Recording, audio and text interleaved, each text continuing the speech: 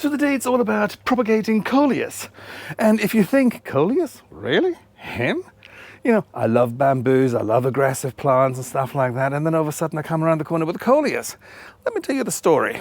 So a few weeks ago, Jane came home with a Coleus, and I thought, granny plant. Because regardless of which granny's house I ever went to in my entire childhood life, they always had a Coleus sitting in a fuck ugly pot somewhere on the windowsill, and you're going, that's a granny plant. So I told Jane about my feeling towards the plant, and she went, granny plant, really? I mean, look at the foliage, it's beautiful.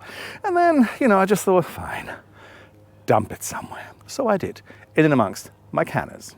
So this is where I finally put the plant in and amongst the canners. I mean, they were a little bit smaller at the time. And look at the variegation. It is absolutely amazing. So I read a little bit more about them, and then I really got into it because there are so many different varieties, and the color they can display is absolutely incredible. So I clearly changed my mind about Coleus. I am so into grannies right now. Actually, when I'm saying that, I'm not talking about the way of, you know, a granny a day keeps the young ones away. I think it's just a beautiful plant. And also, I had no idea that you can propagate it as quickly as that, and that you basically can multiply a plant within a matter of a few weeks. And it's incredible. And I like plants that really have the urge to live and survive. And another thing is, if you get bored with them, just leave them out over the winter because they're not hardy.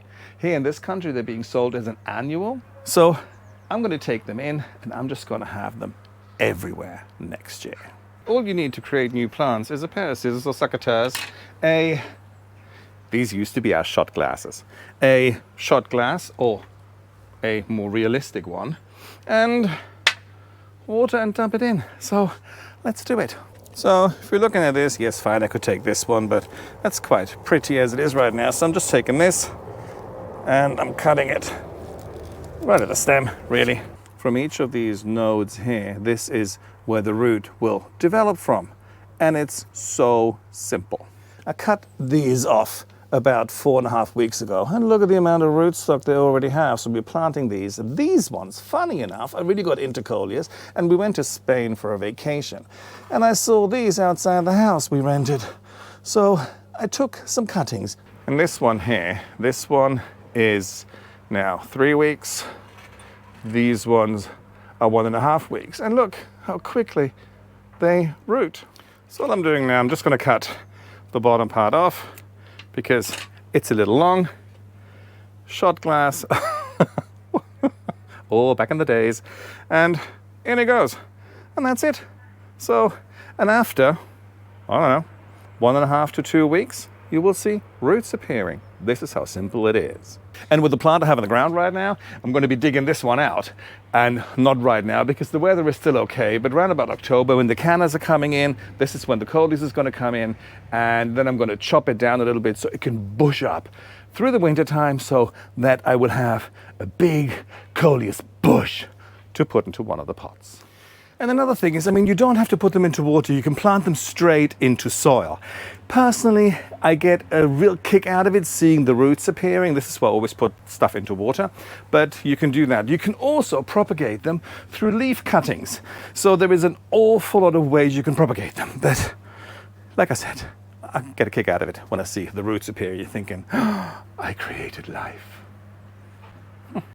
And really, nothing fancy, just a little plastic pot. I prefer the plastic ones to the clay ones because, trust me, by the time when I try to get the plants out of the clay pot, it's impossible. Little finger action, get a cutting with the roots, push it down a little bit. Don't be too brutal because they're water roots, so they're a little bit more fragile than the ones that actually have been grown in soil. And this is pretty much it. Ta-da! And now we just repeat the process another 4 times, and then we've got our new plants in soil.